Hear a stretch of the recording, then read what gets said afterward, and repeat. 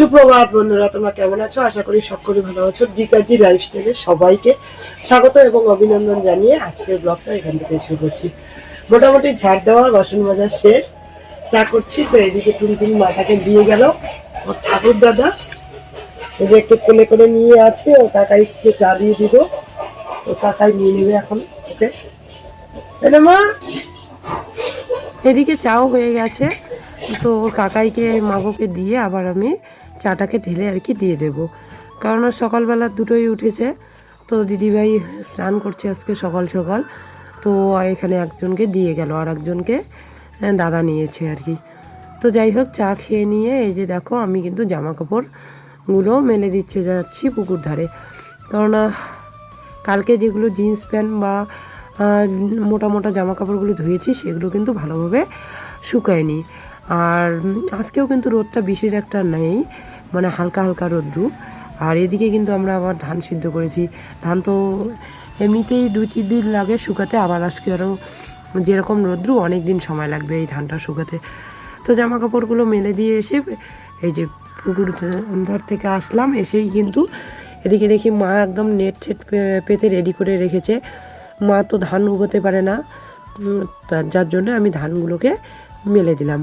মেলে দিয়ে রান্না বান্না করে নিয়েছি। রান্নাটা তোমাদের সঙ্গে শেয়ার করিনি। এই দিদিটা আজকে আমাদের সর্ষে তোলার কাজ করছে, যার জন্য দিদিটাকে খেতে দিয়ে দিলাম। মানে ও সেই 7:30-8টাতেই চলে এসেছে। এসে ওকে এখন মোটামুটি 12টাই বাজে, তো ওকে খেতে দিয়ে দিলাম। আর এদিকে মাও কিন্তু ওকে নিরামিষ সবজি দিচ্ছে আর কি। আর দিদিটা বলছে যে এত এত সবজি খেতে পারে না আর কি, মানে 2-1টা করে সবজি দিয়ে খায়, বেশি তরকারি পছন্দ করে না আর কি।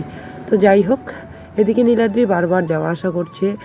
ও স্নান সব সেরে নিয়েছে। আজকে নাকি ও একবারে এখন ভাত খাবে। সকালে ভাত খায়নি আজকে, সকালে ব্রেকফাস্ট খেয়েছিল। ব্রেকফাস্টটা ভারী ধরনের করে দিয়েছিলাম, যার জন্য কিন্তু এখনও ভাত খায়নি। একবারে বললাম স্নান সেরে নিয়ে খাও, তো স্নান সেরে ওই যে ওর টেবিলে গিয়ে বসে পড়লো খাওয়ার জন্য। ওকেও এখন আমি খেতে দিয়ে দেবো আর কি। তো যতক্ষণ না খেতে দিচ্ছি ততক্ষণ এই যে বারবার যাওয়া আসা করছে, এতবার না করছি। এই যে থালা নিয়ে একবার ওর ঠাম্মির ঘরে, একবার আমার ঘরে, এরকম করতেই থাকে। যতক্ষণ না মার সব কিছু সবজি নেবে ততক্ষণ ও খেতে বসবে না। তো দেখো থালা নিয়ে চলে গেল মার ঘরে। এদিকে আমি দিদিটাকে খেতে দিয়ে দিচ্ছি। আমার কিন্তু সমস্ত কিছু রান্না কমপ্লিট। তো দিদির খাওয়া হয়ে গেল। এদিকে নীলাদ্রির বাবাও জমি থেকে চলে আসলো, তো নীলাদ্রির বাবাকেও খেতে দিয়ে দিলাম। আর আমি কিন্তু তার আগেই খেয়ে নিয়েছি। মাঝে মাঝে এরকম হয় যে আমি আগেই খেয়ে নিই। নীলাদ্রির বাবা সকালে সেরকম করে খেতে চায় না, তো আজকে নাকি খিদে পেয়ে গেছে, তার জন্য কিন্তু নীলাদ্রির বাবাকে খেতে দিয়ে দিলাম। খেতে দিয়ে এই যে জামা কাপড়গুলো মেলে দিয়েছিলাম হালকা হালকা রৌদ্রুর জন্য, এগুলো শুকিয়ে গেছে। এগুলোকে তুলে তুলে আপাতত হয় মানে ঘরের এক কোণে রেখে দেবো, নয়তো চেয়ারে রেখে দেবো। তো ওগুলোকে তুলে রেখে কিন্তু আমি ঘুমিয়ে পড়েছিলাম। আজকে আর কোনো কাজ করিনি, মানে এত ক্লান্তি মনে হচ্ছিল আর খারাপ লাগছিল, যার জন্য ঘুমিয়ে পড়েছিলাম। ঘুম থেকে উঠে এই যে দুপুরে খাওয়া দাওয়া করছি আর কি, সবাই মিলে একসঙ্গে। মানে খেতে ইচ্ছে করছিল না, তবুও একটুখানি নিয়ে আর কি সবাই মিলে একসঙ্গে খাচ্ছি। না হলে আবার এখন যদি না খাই তাহলে আর খেতে ইচ্ছে করবে না, আর খাওয়াটা হবে না। তো যাই হোক, আজকে দুপুরে গরুর জলও তুলিনি, সব কিছু আজকে নীলাদ্রির বাবা একাই করেছে। মানে আমি ঘুমিয়ে পড়েছিলাম, মাও আর আমাকে ডাকেনি। আর ধানগুলো কিন্তু মাই ঘাটানাড়া করছে। মানে কিছুদিন আগেই শরীরটা বিশেষ একটা ভালো ছিল না, তো এখন খাওয়া দাওয়াটা একটু ঠিক হয়েছে আর ঘুম হচ্ছে যেহেতু ওষুধের জন্য। তো এই জন্য কিন্তু আর ওরা আমাকে ডিস্টার্ব করে না বা কাজের জন্য ডাকে না। তো যাই হোক, আজকে অনেক ঘুমিয়ে নিলাম। সেই 12:30টায় শুয়েছি, এখন বাজে 2:30টা। তো অনেকক্ষণই আজকে ঘুমিয়ে নিলাম আর কি। তো এরকম করে কখনো ঘুমাই নেই আগে, কারণ আগে তো এরকম করে ঘুমানোর সময় হয়নি, হয়তো বা এটা ওটা কাজ লেগেই থাকে। তো আজকে কিন্তু ঘুমিয়ে পড়লাম। আজ কিন্তু মেনুতে সেরকম কিছু ছিল না। ডাল করেছি, একটা ঘন্ট করেছি আর ভাজা করেছি। মা শাক করেছে আর দিদি চিকেন রান্না করেছে, একটুখানি চিকেন দিয়ে গেছিলো নীলাদ্রির জন্য। তো নীলাদ্রি তো সেরকমভাবে খায় না, ওই সবাই মিলে আর কি একটুখানি করে ভাগ করে নিয়ে খেলাম। আর ও দেখো ঠিকঠাক ভাতও খেলো না আজকে, খাওয়া দাওয়া সেরে বাসনপত্র ধুয়ে উঠানপত্র সমস্ত কিছু পরিষ্কার করে, আর যেহেতু টিউশনও ছিল না, মানে স্টুডেন্টের জ্বর, যেতে হয়নি আর কি। তো যার জন্যে দেখো বিকালবেলা কিন্তু আবার মানে নীলাদ্রিকে নিয়ে একটু শুয়েছিলাম, নীলাদ্রিও ঘুমিয়ে পড়েছিল, আমি আবার ঘুমিয়ে পড়েছিলাম। মানে আমি তো ঘুম থেকে উঠে বলতেছি আমি পাগল হয়ে যাব, মানে এত হারে যদি আমি ঘুমাই তাহলে পাগল হয়ে যাব। তো নীলাদ্রির বাবা বলছে কাজ ছিল না তাই ঘুমিয়েছো, তাই এরকম মনে হচ্ছে। তো যাই হোক, এদিকে মাকে বললাম যে মা তুমিও আমাকে ডাকোনি, ধান ঠান মা একাই সব মানে ইসে করে ভাঁজ করে ঢেকে রেখেছে। তো বলল যে আমি যদি তোমার মর্মটা না বুঝি তাহলে তুমি কি আমার মর্মটা বুঝবে। অ্যাকচুয়ালি মা এই দিকটা খুব খেয়াল রাখে, আমি যদি অসুস্থ থাকি বা আমার শরীর খারাপ থাকে তাহলে রান্নাই বলো বা যে কোনো কাজই বলো আমাকে ডাকে না, মানে আমার একটু রেস্টের দরকার, মা বুঝতে পারে। তো দেখো রেডি হয়ে নিলাম, চা খেয়ে রেডি হয়ে নিলাম। স্টুডেন্টের বাড়িতে নিমন্ত্রণ আছে, মানে আগে পড়তো অনেক কয়েক বছর, 4-5 বছর পড়েছে আমাদের বাড়িতে এসে। তো ওদের বাড়িতে নিমন্ত্রণ আছে, ইচ্ছা করছিল না যাইতে, শরীরটা একটু খারাপ খারাপ লাগছে, তারপরেও যেতে হবে, নিমন্ত্রণ যেহেতু করেছে। তো চলো স্টুডেন্টের বাড়িতে প্রসাদ খেয়ে আসি। এদিকে দেখো নীলাদ্রি আর নীলাদ্রি বাবা রেডি হয়ে গেছে, তো চলো যাই। প্রত্যেক বছরই পূজা করে, তো দেখো ঠাকুরগুলোকে একটুখানি দেখালাম তোমাদেরকে। এদিকে কালী মায়ের পুজো হয়েছে, আর নতুন করে ওরা এই ঠাকুর ঘরগুলো করেছে, খুব সুন্দর লাগছে, একদম দারুণ। এই যে দেখো তুলসী মঞ্চের এখানে গোলাপ ফুলগুলো খুব সুন্দর করে ফুটেছে। আর সবথেকে এই গাছগুলো আমার সবথেকে বেশি ভালো লাগে ওদের বাড়িতে আসলে। মানে গত বছর পূজার সময় এসেছি তখন ছোট ছোট ছিল, চারদিকে 4টা গাছ, এখন কিন্তু গাছগুলো বেশ বড় হয়ে গেছে। তো এদিকে প্রসাদ খেতে বসে পড়লাম আর কি। আর আমি তো ভেবেছিলাম যে খিচুড়ি প্রসাদ, কিন্তু এখন দেখছি না, কালকে খিচুড়ি প্রসাদ করেছিল, 2 দিন চলে আসলাম বাড়িতে। নীলাদ্রি বাবা একটু বাজারে গেল আর আমরা নেমে পড়লাম, রাস্তাতেই নামিয়ে দিল আর কি আমাদেরকে বাড়ির সামনে। তো চলো এখন বাজে 8টা, 8:15। তো খাওয়া দাওয়া তো হয়ে গেল, আর আমি ভাবিনি যে ওখানে খিচুড়ি প্রসাদ খাওয়াবে না, ভাত খাওয়াবে। তার মানে কালকে পুজো হয়েছিল, মানে 2 দিনে পূজা হয় ওদের, বড় কালী পূজা হয়, আবার ওই যে মনসা পূজা, যাই হোক। তো কালকে পুজো হয়েছিল একটা, আজকে একটা হয়েছিল। তো আজকে প্রসাদ খাওয়ার নিমন্ত্রণ ছিল। তো আজকে ওরা কি সুন্দর ভাত, ডাল, ঘন্ট, তারপরে পনির করেছে। তো ভালো লাগলো প্রসাদ খেয়ে আসতে, তবে খিচুড়ি প্রসাদটা আমার বেশি ভালো লাগে। তো যাই হোক, প্রসাদ খেয়ে চলে আসলাম। তো এখন 8:15 বাজে, একটুখানি রেস্ট নিয়ে ছেলেকে নিয়ে বই পড়াতে আর কি লাগিয়ে দেবো ওকে। আমিও একটু টুকিটাকি কাজ করবো, এই যে জামা কাপড়গুলো ধুয়েছি ওগুলো এখনো গোছানো বা পরিষ্কার করা হয়নি, তো ওগুলো গোছাবো। বিকেলে একটু রেস্ট নিতে নিতে ঘুমিয়ে পড়েছিলাম, তো এখন ওই কাজগুলো বাদ বাকিগুলো করবো। ওকে হোমওয়ার্ক বাড়ির মানে অঙ্ক অনেকগুলো দিয়েছে, তো ওকে ওগুলো দেখিয়ে দেবো, ও একা একাই করতে পারে এখন।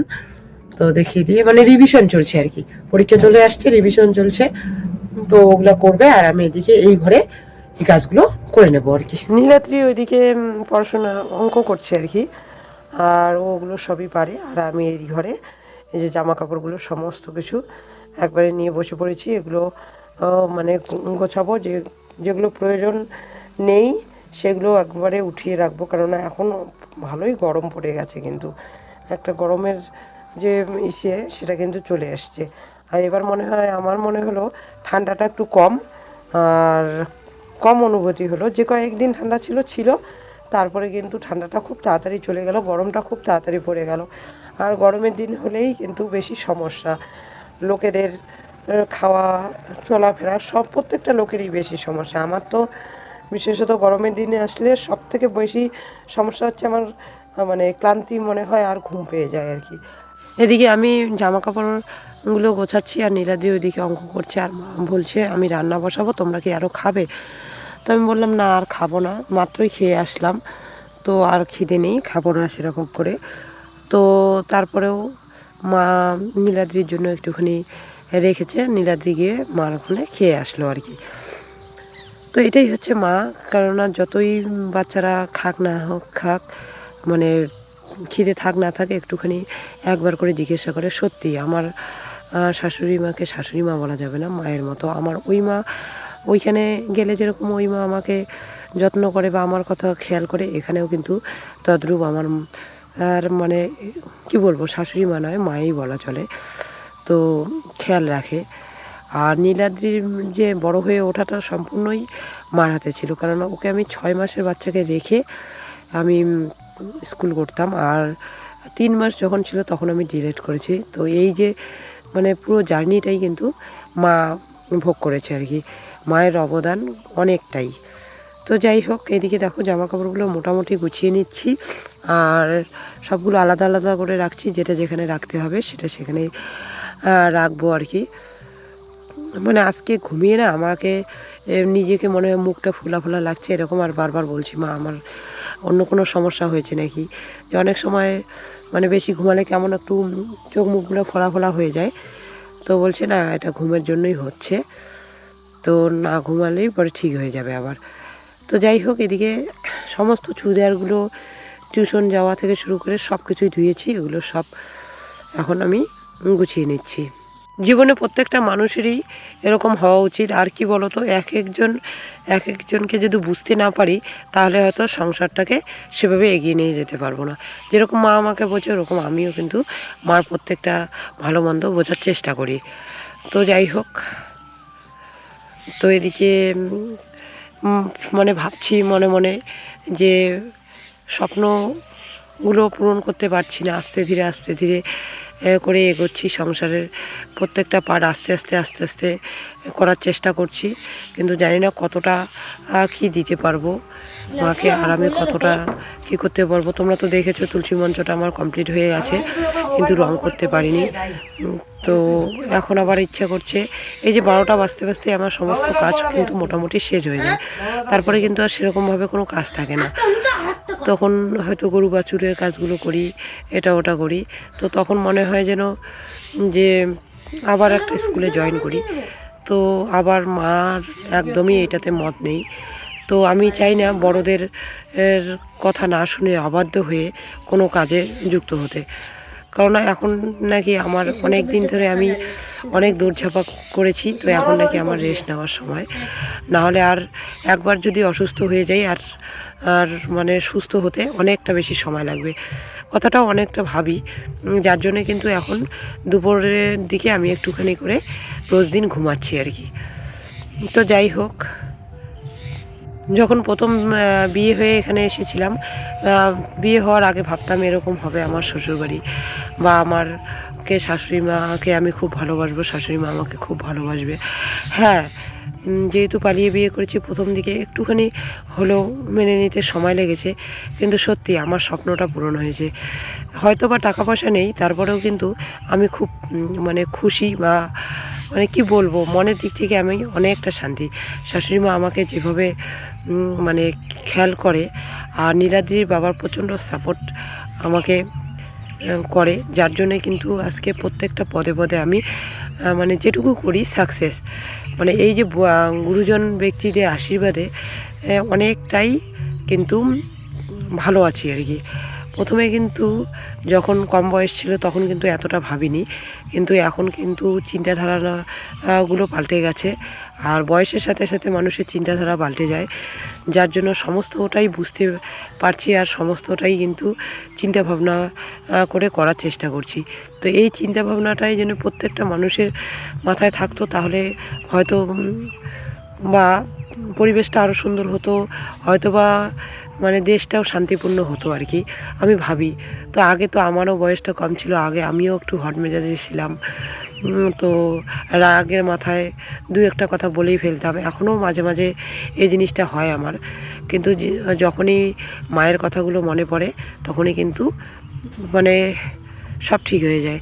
মানে আমার নিজের মার থেকে কিন্তু আমার শাশুড়ি মা বেশি আমাকে বুঝায়, কারণ ওখানে যখন ছিলাম তখন আদরের একটা মেয়ে ছিলাম, সেরকমভাবে কোনো কিছু মানে প্রয়োজন হয়নি। আর এখন যেহেতু এতগুলো একটা ফ্যামিলিতে লোক যেহেতু, তো বুঝে শুনে চলতে হয়, তো যার জন্য প্রত্যেক মুহূর্তে কিন্তু শাশুড়ি মা আমাকে সাপোর্ট করে এবং পাশে থাকে, আর সব সময় মানে আমাকে আগলে রাখার চেষ্টা করে। সত্যি এইভাবে নীলাদ্রি বাবা আর আমার মা যদি আগলে রাখে, তাহলে আমি অসম্ভব কাজটাকেও কিন্তু সম্ভব করতে পারবো। তো মা বাবার আশীর্বাদ থাকলে নাকি সবটাই সম্ভব হয়ে ওঠে আর কি। তো আমার জীবনে কিন্তু মানে আমার শ্বশুরমশাইও খুব আমাকে ভালোবাসতো, সাপোর্ট করতো, আমিও কিন্তু নিজের বাবার মতো করে দেখতাম।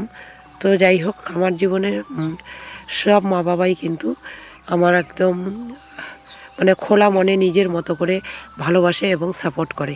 এই ভালোবাসাটা যেন আমি সারা জীবন ধরে রাখতে পারি।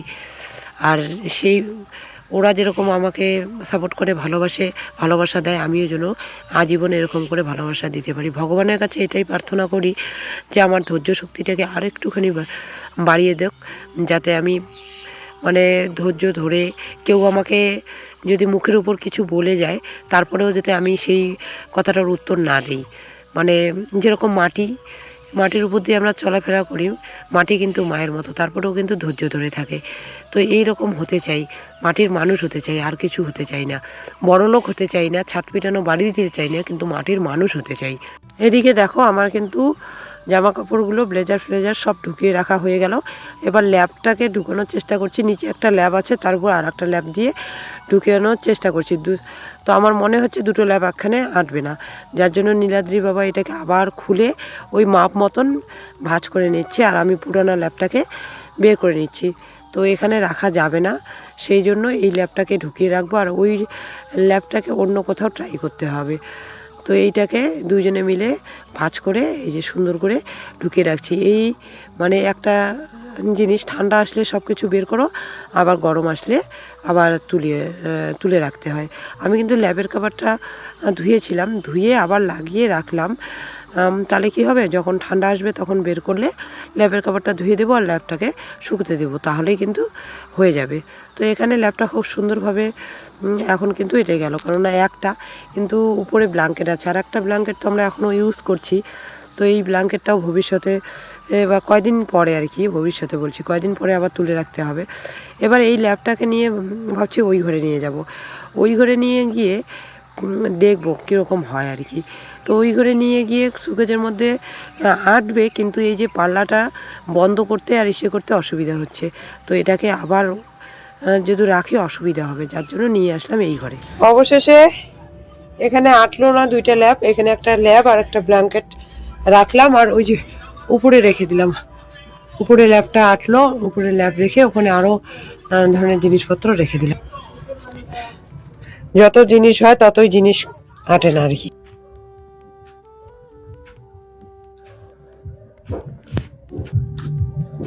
তো বন্ধুরা দেখো, ছাত্রবাড়ি থেকে আমরা পুজোর প্রসাদ খেয়ে আসলাম, আর খিদে নেই, আস্তে আস্তে প্রায় 8:30 দিকে আসলাম। এসে পড়াশোনা করলাম, আর ও বাড়ির হোমওয়ার্ক করলো, আর আমি এদিকে জামা কাপড়গুলোকে গুছিয়ে রাখলাম। ল্যাবটাকে শুকিয়েছিলাম, ওটাও ঢুকিয়ে রাখলাম, আর প্রয়োজন নেই, প্রচণ্ডই গরম পড়ে গেছে এখন। তো কেমন যেন একটা আলাদা অনুভূতি হচ্ছে। তো নীলাদ্রির বাবাকে বললাম চা খাবে নাকি, যার জন্য দুইজনে 2 কাপ চা আর এই যে বিস্কিট নিয়ে বসে পড়বো এখন চা খেতে। আর নীলাদ্রি ঘুমিয়ে পড়েছে। তো ভিডিওটা আর বাড়াচ্ছি না, আজকের ভিডিওটা এই পর্যন্তই। তোমরা সকলে ভালো থেকো, সুস্থ থেকো, আর আমার ভিডিও যদি তোমাদের ভালো লাগে লাইক কমেন্ট শেয়ার করে দিও, আর যারা নতুন সাবস্ক্রাইব করে পাশে থেকো। কালকে আরো একটি সুন্দর ভিডিও নিয়ে চলে আসবো তোমাদের সামনে। শুভরাত্রি।